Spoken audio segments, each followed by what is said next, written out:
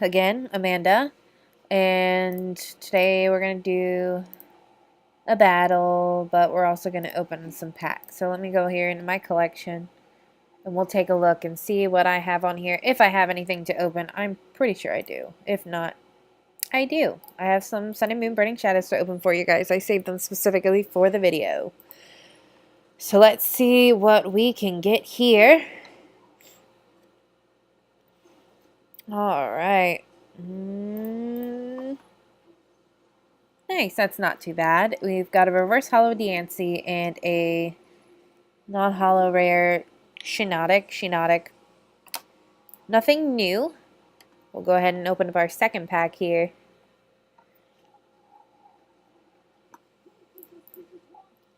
Ooh. And we have a reverse hollow Electros and a non-hollow Slowking. Again, nothing new, but still fairly decent cards. Just rolling right along here. Reverse hollow Mount Lanakila and a non-hollow Tangrowth. Tangrowth is actually really fairly decent. Giga Drain does 30 damage. Heal from this Pokemon the same amount of damage you did to your opponent's active Pokemon. So you can heal 30 while you're doing 30. And then Crosswise Whip is flip 4 coins. This attack does 50 damage for each heads. So not too shabby.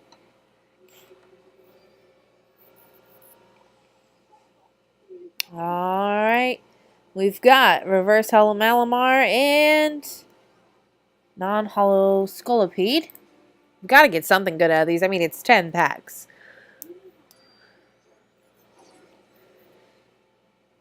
Alright, we've got the reverse Panseer, and what could our card be? I mean, at least it's a hollow. It's a Dusknower. And its ability is Dark Invitation. Once during your turn before your attack, you may have your opponent reveal their hand, put a basic Pokemon you find there onto your opponent's bench, and put 3 damage counters on that Pokemon. So you can do that from your bench, or if they're your active Pokemon, you can use the ability.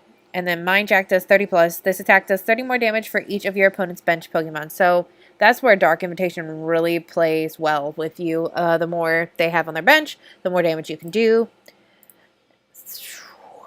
Next pack. Reverse hollow Krogunk.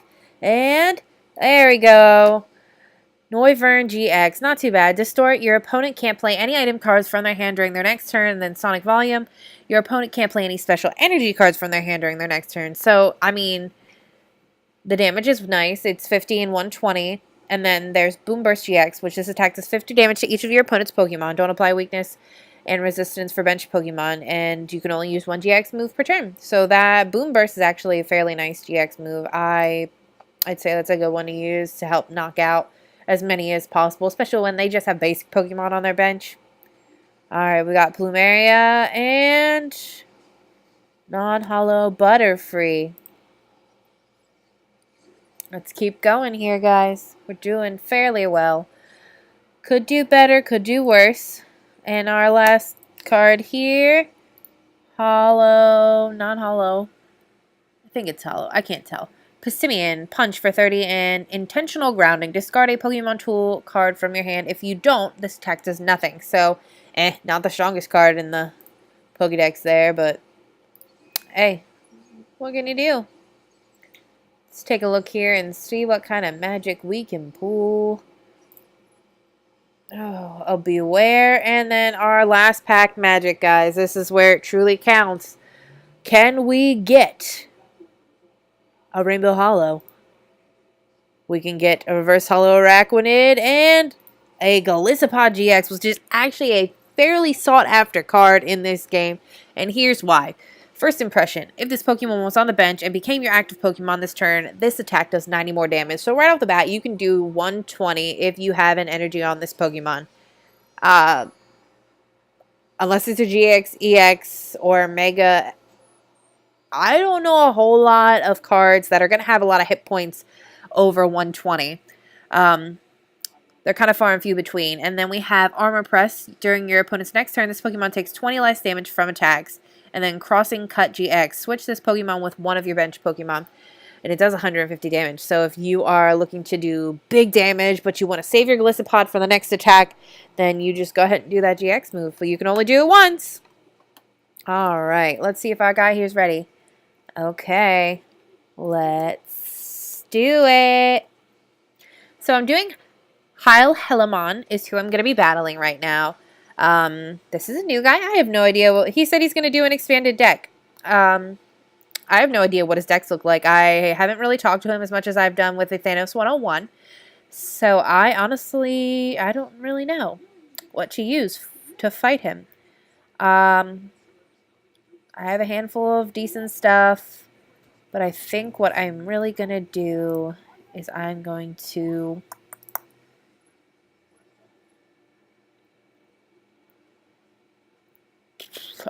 just gonna select a random deck.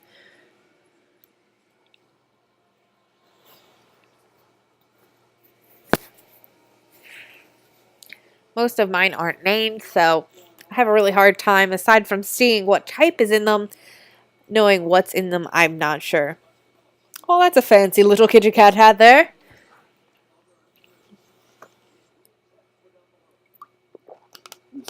As long as everything loads up, we should be good to go. And I'm going to call heads, because you never know. So, HeilHelimon or whatever got to choose if they go first or not. Normally, people will choose that just because of get set up. So, we'll put my little Litten out here, and that's the only basic Pokemon that I have at this moment. Got a fairly decent hand, I think. Draw until you have 6 cards in hand. So, I have 2 Biancas, I have 2 Fire Energies, 1 Grass, and then I have Tangrowth. So, as long as I can get my Spaghetti Monster out here, Tangrowth can do very good damage. This is a Super Spaghetti Monster right here. Kaden, my son, was just asking, who's the Spaghetti Monster? So, oh, look at this. Look at this shiny card they have. Verizon EX. So, Verizon Wireless EX here, guys. I've not seen this card. I've heard of this Pokemon one time, and that was just, I think, a pack that Mitch and I had opened. And we obviously made fun of it because it says Verizon. And each of your Pokemon that has a grass energy attached to it can't be affected by any special conditions, blah, blah, blah, blah, blah. Alright. But they have Xerneas, which is a fairly decent Pokemon, so I actually have I was considering doing that. Oh, gosh. Now they have Caldeo EX out here. Once during your turn, this Pokemon on your bench, you may switch it with your active Pokemon. So that's what we did. Oh, lordy, lordy. Let's throw an energy on there. And I already have 6 cards, so I don't even know why this is lit. Because you use it and you get to pull 1 card. I'm just going to do Bite. He needs 3 energy on here. So I should be safe for at least another turn or 2. Unless they have a good card that allows them to put more energy on their Pokemon. But until the end of your opponent's next turn, what does it say? Each Pokemon play in each player's hand and each player has no abilities. That's fine. I'll go ahead and put this energy on there. Oh, now you have Reveal the top card of your deck. If it's a basic energy attached to one of your Pokemon, it's not a basic energy card. No, I don't want to do that. I'm just going to do Flare. So, see, he has 2 on there. So, all he needs is to do is throw another energy on there. And he can do Secret Sword, which does 20 more damage for each water energy attached. And I'm pretty sure that he does not. He put Rainbow and Special on there, which to me, I don't know why you wouldn't try to put water energy on there. So he put down this Stadium card, which allows us to each have 8 Pokemon on our bench. That's normally good for Xerneas. Alright. I mean, this Pokemon has 170, and I've already done 70 damage, so he's not quite set up with any of his Pokemon, but he does have a lot of very pretty cards. Jolteon EX is a nice one. This attack's damage isn't affected by weakness, resistance, or any other effects on your opponent's active Pokemon.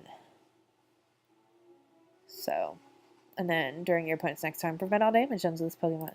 They have a lot of people that I played on here. They all have really fancy shiny cards.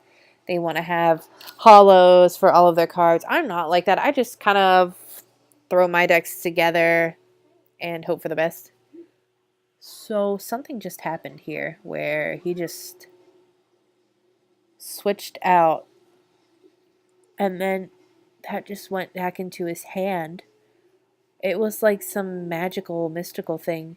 Choose one of your basic Pokemon and play. Search your deck for a basic Pokemon. Switch it with that Pokemon. Any attached cards, damage counters, blah, blah, blah. Remain on the new Pokemon. Shuffle the first Pokemon into your deck. Whew. That's a mouthful.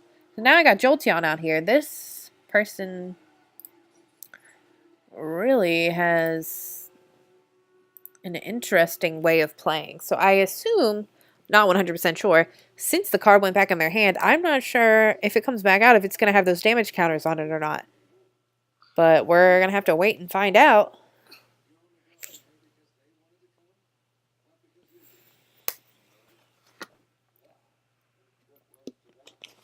I guess not, because there's Shaman. And Shaman's ability is when you play this Pokemon from your hand onto your bench, you may draw cards until you have 6 in your hand. So they did that just for that reason. And then there's Darkrai EX. Trainer's Mail. Look at the top 4. You may reveal a trainer card you find there except for Trainer's Mail and put it in your hand. Shuffle the other cards back into your deck. So I'm not 100% sure what their plan is. Right now, it just seems like they're drawing quite a bit of cards. Neither of us have taken out the other's Pokemon, so this honestly may be a fairly boring battle here. I'll go ahead and play this. Revealing the top card. It's an energy. I'll just put it on Litten and hope for the best. And I'll go ahead and do another flare.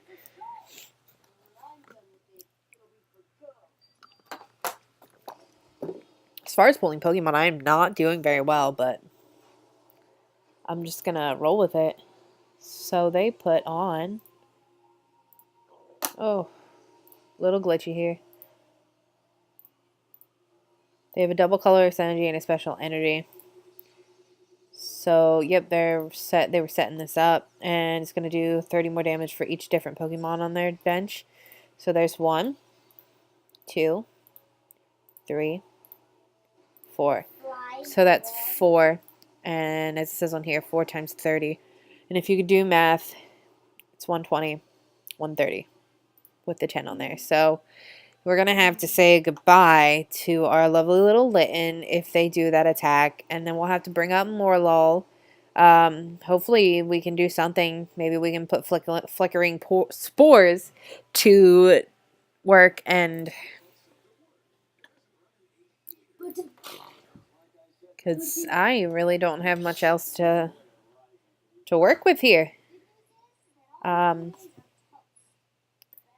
going to put this up here because I want to use this card because I really need to see if I can possibly get something and I can't. Okay, I'm going to see if I can put them to sleep. So I put them to... Okay. I can't. I don't know why. I tried and it didn't work and I'm not sure why. So they're going to do that second attack there and the battle's going to be over because I'm going to lose. So maybe I chose the incorrect deck. It would have been funnier if I had chose the Xerneas deck and then we would have just battled each other like essentially with the same deck except for mine would have been pre-made.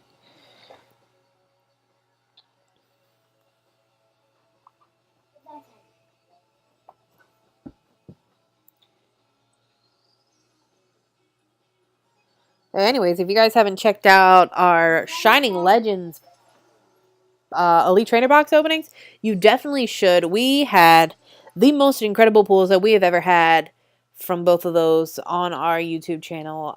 It was complete and pure luck.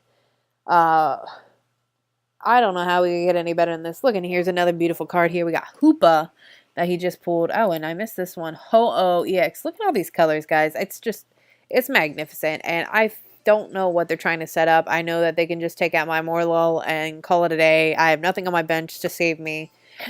But they're kind of just taking...